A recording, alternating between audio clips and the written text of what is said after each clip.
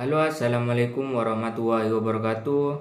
Nama saya Sumantri Wahyu Wibowo, NPM 721213286. Di sini saya akan membahas hasil resum saya, yaitu mengenai desain pekerjaan. Desain pekerjaan Shimamura 2004.2/116 mengatakan desain pekerjaan adalah proses penentuan tugas-tugas yang akan dilaksanakan. Metode yang digunakan untuk melaksanakan tugas-tugas ini dan bagaimana pekerjaan tersebut berkaitan 22 dengan pekerjaan lainnya di dalam organisasi.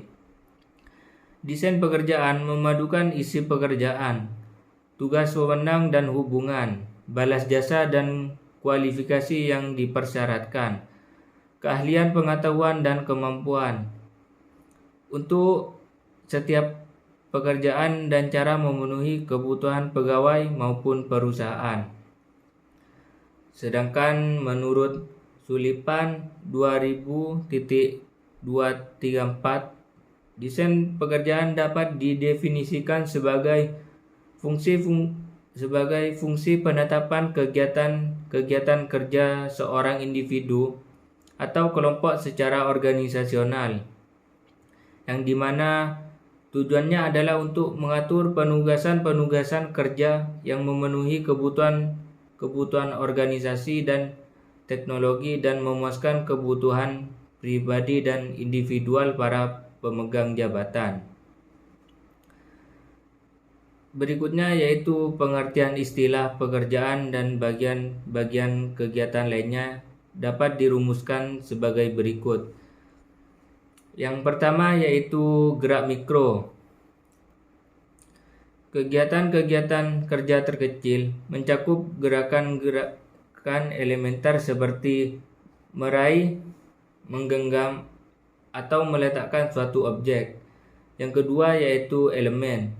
Suatu agregasi dua atau lebih gerak mikro biasanya dianggap lebih kurang sebagai kesatuan gerak yang lengkap, seperti mengambil, mengangkut, dan mengatur barang. Yang ketiga yaitu tugas. Suatu agregasi dua atau lebih elemen menjadi kegiatan yang lengkap, seperti menyapu lantai, memotong pohon, atau memasang kabel telepon. Dan yang keempat yaitu pekerjaan. Serangkaian tugas-tugas yang harus dilaksanakan oleh karyawan tertentu. Suatu pekerjaan dapat terdiri dari beberapa tugas seperti pengetikan, pengarsipan, dan pembuatan konsep surat. Dalam pekerjaan sekretariat atau hanya terdiri atas tugas tunggal seperti pemasangan roda mobil dalam perakitan mobil. Berikutnya yaitu faktor yang mempengaruhi desain pekerjaan.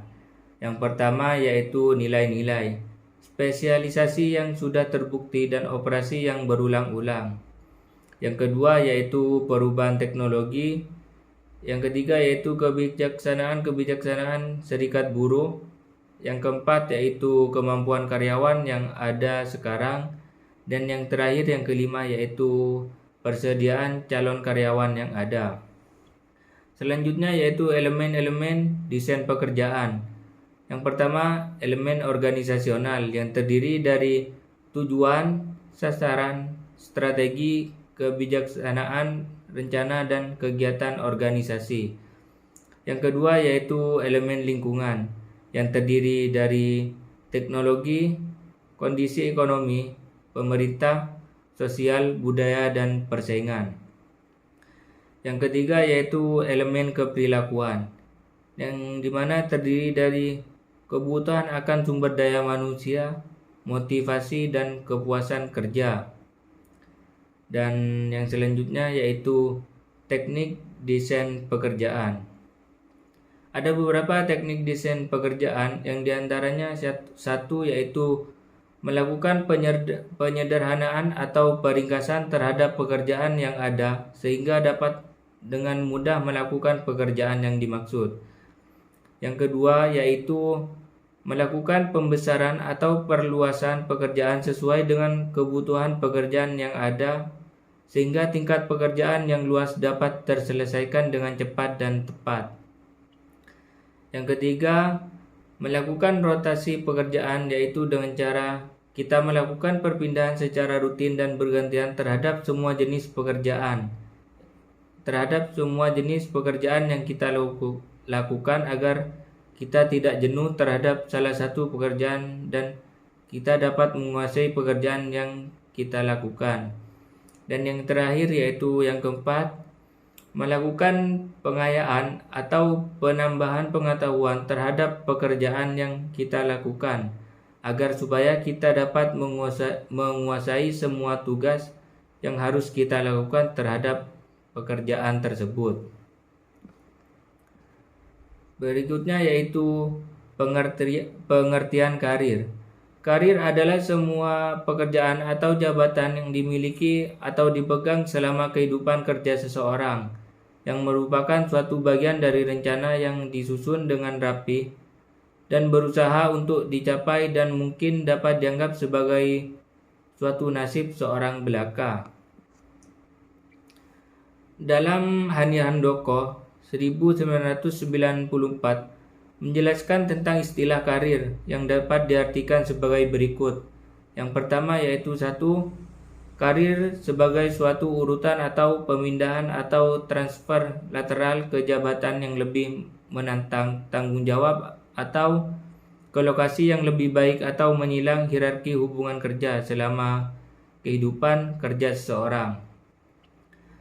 Yang kedua yaitu karir sebagai penunjuk pekerjaan yang membentuk suatu pola kemajuan yang sistematik dan jelas tentang jalur karir. Yang ketiga yaitu karir sebagai sejarah dari pekerjaan seseorang atau serangkaian posisi yang pegangnya selama kehidupan kerja. Dan seorang dengan sejarah kerja bisa disebut mempunyai karir. Mungkin itu yang bisa saya resum pada desain pekerjaan. Kurang lebihnya mohon maaf. Wassalamualaikum warahmatullahi wabarakatuh.